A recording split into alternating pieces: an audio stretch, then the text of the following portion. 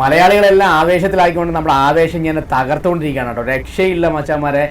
ഫഹദ് ഫാസിലിൻ്റെ അഴിഞ്ഞാട്ടം എന്നൊക്കെ പറയത്തില്ലേ, ഫാഫാടെ കരിയറിൽ എനിക്കൊന്നും ഇതേ കൂട്ട് സിനിമ ഫഹദ് ഫാസിൽ ചെയ്തിട്ടില്ല. പല തരത്തിലുള്ള ഡിഫറൻ്റ് ആയിട്ടുള്ള പല മൂവികളും ഫഹദ് ഫാസിൽ വന്നിട്ടുണ്ട്. എങ്കിൽ തന്നെയും ഫാഫാടെ ഇതൊരു വെറൈറ്റി ആയിട്ട് എന്താണ് ഇതൊരിക്കലും കണ്ടിട്ടില്ലാത്ത ഒരു ക്യാരക്ടർ, രംഗണ്ണൻ എന്ന് പറഞ്ഞ ഒരു ക്യാരക്ടർ രക്ഷയില്ലെന്ന് പറഞ്ഞാൽ രക്ഷയില്ല. കഥയെന്നൊക്കെ പറഞ്ഞാൽ നമുക്ക് എല്ലാവർക്കും അറിയാം, മറ്റൊന്നുമില്ല.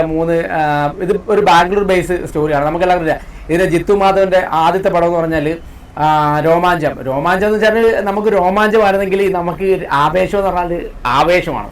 രക്ഷയില്ല, അടിപൊളിയായിട്ട് മുന്നേറിക്കൊണ്ടിരിക്കുന്നതിന് വേണം പറയാം കേട്ടോ. ഫസ്റ്റ് ഹാഫ് എന്നൊക്കെ പറഞ്ഞാലുണ്ടല്ലോ, നമുക്ക് എന്താണ് സമയം പോകുന്നത് നമ്മൾ അറിയത്തില്ല എന്നുള്ളതാണ് ഏറ്റവും വലിയൊരു കാര്യം. നമ്മളങ്ങോട്ട് തിയേറ്ററിലോട്ട് കയറി ഇരുന്ന് കഴിഞ്ഞാൽ കണ്ണടച്ച് തുറക്കുന്നതിൻ്റെ ഫസ്റ്റ് ഹാഫും കഴിഞ്ഞ് എന്തോ പറയാതിരിക്കാൻ കഴിയത്തില്ല. അത്രത്തോളം മനോഹരമാക്കിയതിന് ആ രംഗൻ എന്ന് പറഞ്ഞ ഒരു ക്യാരക്ടർ. ഫഹദ് ഫാസിലിൻ്റെ പൂണ്ട് വിളയാട്ടമെന്നോ അഴിഞ്ഞാട്ടമെന്നോ എന്ത് വേണമെങ്കിലും നമുക്ക് വിശേഷിപ്പിക്കാം. അത്രത്തോളം അടിപൊളിയാക്കി തന്നെ ഫഹദ് ഫാസിലിൻ്റെ ആ ഒരു ക്യാരക്ടർ രംഗൻ എന്ന് പറഞ്ഞ ക്യാരക്ടർ വന്നിട്ടുണ്ടെന്നുള്ളതാണ് ഏറ്റവും വലിയൊരു കാര്യം. ഈ സിനിമയെക്കുറിച്ച് പറയുകയാണെന്നുണ്ടെങ്കിൽ നമുക്കറിയാം, ബാംഗ്ലൂർ ബേസ്ഡ് സ്റ്റോറിയാണ്. അതേപോലെ തന്നെ 3 കൊളയെ പിടിക്കുന്ന 3 പേര് അവരെ രക്ഷിക്കാൻ വേണ്ടി വരുന്ന ഒരു ഗുണ്ടയുടെ ഒരു കാര്യമാണ് നമ്മുടെ ഫഹദ് ഫാസിൽ ചെയ്തിരിക്കുന്നത്. അഡാർ എന്ന് പറഞ്ഞാലും എന്താണ് അഡാർ ഫഹദ് ഫാസിലിൻ്റെ ആ ഒരു ലാസ്റ്റ് ഒരു 20 മിനിറ്റ്സ് ഉണ്ട്, പറയാതിരിക്കാൻ കഴിയത്തില്ല മച്ചാന്മാരെ. ആ ഒരു 20 മിനിറ്റ് എന്താണ് അവിടെ തിയേറ്റർ എന്ന് വെച്ചാൽ പൂരപ്പറമ്പാണോ അതോ ഇളക്കി മറിക്കുകയാണോ? അതാണ് ഫഹദ് ഫാസിലിൻ്റെ ഒരു ക്യാരക്ടർ കൊടുത്തു കഴിഞ്ഞാൽ അത് എങ്ങനെ ചെയ്യണം എന്ന് ഫഹദ് ഫാസിലിന് കറക്റ്റ് അറിയാവുന്നതാണ് ഏറ്റവും വലിയ കാര്യം. പിന്നെ നമുക്ക് ഈ ഒരു ക്യാരക്ടർ ഫഹദ് ഫാസിലിൻ്റെ ഈ ഒരു രംഗൻ എന്ന് പറഞ്ഞ ക്യാരക്ടർ ആകുമ്പോൾ നമുക്കിപ്പോൾ 1-2 ക്യാരക്ടേഴ്സ് പല സിനിമകളിലും ചില 1-2 ആൾക്കാരായിട്ടൊക്കെ നമുക്ക് ബന്ധപ്പെടുത്താൻ പറ്റും. എടുത്തു പറയാം, നമ്മുടെ ധനുഷ് മാരിൽ ചെയ്ത കഥാപാത്രമായിട്ടോ അങ്ങനെ പല രീതിയിലുള്ള ആൾക്കാരായിട്ടൊക്കെ ആയിട്ട് നമുക്ക് നമ്മുടെ ഫഹദ് ഫാസിലിനെ കാണാൻ പറ്റും ഈ ഒരു സിനിമയിൽ. അത്രത്തോളം നല്ല രീതിയിൽ തന്നെ. പിന്നെ അതിനകത്ത് എടുത്തു പറയുകയാണെന്നുണ്ടെങ്കിൽ അതിനകത്ത് ആ കോമഡിയൊക്കെ നല്ല രീതിയിൽ രോമാഞ്ചത്തിനകത്ത് നിങ്ങൾക്ക് കാണാം. ആ രോമാഞ്ചത്തിനകത്ത് കക്ഷിയുടെ പേരെനിക്കറിയില്ല കേട്ടോ.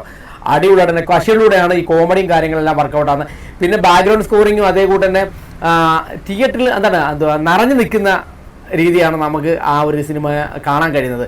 പിന്നെ എടുത്തു പറയേണ്ട ഒരു കാര്യം എന്ന് പറഞ്ഞാൽ സുഷിൻ ശ്യാമിൻ്റെ മ്യൂസിക്കിനെ കുറിച്ച് നമ്മൾ പറയണ്ട. ഇപ്പോൾ തുടർച്ചയായിട്ട് നമ്മുടെ മലയാള സിനിമയിൽ മ്യൂസിക് ഫുള്ള് കൈകാര്യം ചെയ്യുന്നത് സുഷിൻ ശ്യാമിനാണ്. ഇപ്പോൾ മഞ്ഞുമൽ ബോയ്സ് ആയാലും നമ്മുടെ മമ്മൂക്കാടെ ഇപ്പോൾ അടുത്ത് വന്ന പടമായാലും എല്ലാം ഇപ്പോൾ സുഷിൻ ശ്യാമാണ്. അപ്പോൾ നമ്മൾ സുഷിൻ ശ്യാം പറഞ്ഞിട്ടുണ്ടായിരുന്നു മഞ്ഞുമൽ ബോയ്സ് സീൻ മാറ്റുമെന്ന്. ഇത് സീനൊന്നുമല്ല മാറ്റുന്നത്, അടിമുടി മാറ്റിയിരിക്കുകയാണ് കേട്ടോ. അങ്ങനെയാണ് ആവേശത്തിനെ കുറിച്ച് നമുക്ക് പറയാനുള്ളത്. ഫഹദ് ഫാസിലിൻ്റെ വ്യത്യസ്തമായ ഒരു കഥാപാത്രം ഇതുവരെയ്ക്കും നമ്മൾ കണ്ടിട്ടില്ലാത്ത രീതിയിലുള്ള. ഫഹദ് ഫാസിലിൻ്റെ ഏതൊരു സിനിമ എടുത്തു നോക്കിയാലും നമുക്ക് എല്ലാവർക്കും അറിയാം, ടോട്ടലി ഡിഫറൻ്റ് ആയിട്ടുള്ള ക്യാരക്ടറാണ് ഫഹദ് തിരഞ്ഞെടുക്കുന്നത്. ഷമ്മി എന്ന് പറഞ്ഞ കഥാപാത്രമായാലും ഇപ്പോഴാണ് വന്നിരിക്കുന്നത് രംഗൻ എന്ന് പറഞ്ഞ കഥാപാത്രമായാലും അങ്ങനെ ഓരോന്ന് നോക്കിക്കഴിഞ്ഞാലും നമുക്ക് ഒരു പുതിയൊരു ഫഹദിനെ നമുക്ക് കാണാൻ കഴിയുമെന്നുള്ളതാണ് ഏറ്റവും വലിയൊരു വാസ്തവം. അപ്പോൾ ഇവരെ രക്ഷിക്കാൻ വരുന്നൊരു ഗുണ്ട എന്നുള്ള രീതിയാണ്. പിന്നെ സീനാകെ മാറ്റിയാണ് ശശി. എന്തായാലും തിയേറ്റർ പൂരപ്പറമ്പാകും ഈ പെരുന്നാൾ എന്തായാലും നമ്മുടെ രംഗരംഗ് എടുത്തിരിക്കുകയാണ് കേട്ടോ. അത്രത്തോളം മനോഹരമാണ്. തിയേറ്ററിൽ ഫുള്ള് കയ്യടിയും ബഹളവും മാത്രമാണ് ഉള്ളത്. ഏതായാലും പറയാതിരിക്കാൻ കഴിയത്തില്ല. എത്രത്തോളം നമ്മൾ ആവേശം എന്ന് പറഞ്ഞാലും അതിനപ്പുറത്തുള്ള ആവേശമാണ് കേട്ടോ ഈ സിനിമ. അതേ കൂട്ട് തന്നെ എന്തായാലും ചെയ്യുന്നുണ്ട്. ബാക്ക്ഗ്രൗണ്ട് സ്കോറിങ് അതേ കൂട്ട് തന്നെ സിനിമാറ്റോഗ്രാഫിയും എല്ലാം ഏതിനെക്കുറിച്ച് നമ്മൾ നോക്കിയാലും എല്ലാം അടിപൊളിയായിട്ട് നമ്മുടെ ജിത്തു മാധവൻ കൈകാര്യം ചെയ്യുന്നതാണ് ഏറ്റവും വലിയൊരു കാര്യം. പിന്നെ ഇതിനകത്ത് അഭിനയിച്ചിരിക്കുന്ന മറ്റ് കഥാപാത്രങ്ങളെല്ലാം ഓരോരുത്തരുടെ പേരും നമ്മൾ എടുത്തു പറയുന്നില്ല, ഓരോരുത്തരും അവരവരുടെ റോള് അത്രത്തോളം മനോഹരമാക്കി തന്നെ ചെയ്തിരിക്കുന്നു. എന്തായാലും സിനിമ നമ്മുടെ 2024 എന്നുള്ള ഈ ഒരു വർഷം മലയാള സിനിമകളുടെ അഴിഞ്ഞാട്ടമാണ് അത്രത്തോളം. അപ്പോൾ നമ്മുടെ ഫഹദിൻ്റെ പടം വന്നു, ഇതും അഴിഞ്ഞാട്ടം തന്നെയാണ്, പറയാതിരിക്കാൻ കഴിയത്തില്ല. എല്ലാ ആൾക്കാരും തിയേറ്ററിൽ തന്നെ പോയി വാച്ച് ചെയ്യണം. മസ്റ്റ് തിയേറ്റർ എക്സ്പീരിയൻസ് ആണ് ഈ പടം കേട്ടോ. അടിപൊളി, ഒന്നും പറയാനുള്ള നല്ലൊരു signing off now stocks good bye.